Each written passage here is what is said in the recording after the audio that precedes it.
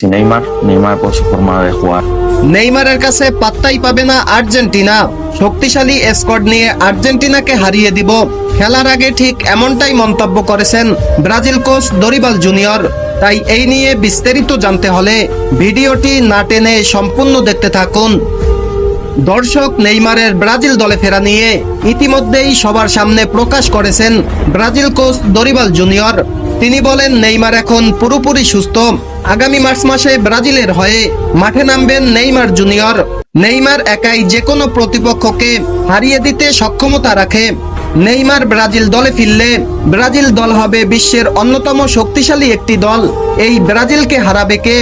Neymar একাই আর্জেন্টিনাকে মাঠে কাঁপাবে, যেমনটা কাঁপিয়েছিল 2021 সালে কোপা আমেরিকার ফাইনালে।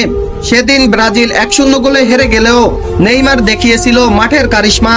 এমনকি ম্যাচ শেষে আর্জেন্টিনার খেলোয়াড় রদ্রিগো ডি পল তো বলেই বসলেন, আমার দেখা অন্যতম সেরা খেলোয়াড় নেইমার জুনিয়র, তাকে মাঠে আটকে রাখা একদমই অসম্ভব। এখন দেখার বিষয় হলো নেইমার জুনিয়র আবারও আর্জেন্টিনার বিপক্ষে আগামী মার্চ মাসে কি করতে পারে, সেটাই এখন দেখার বিষয় ব্রাজিল ভক্তদের।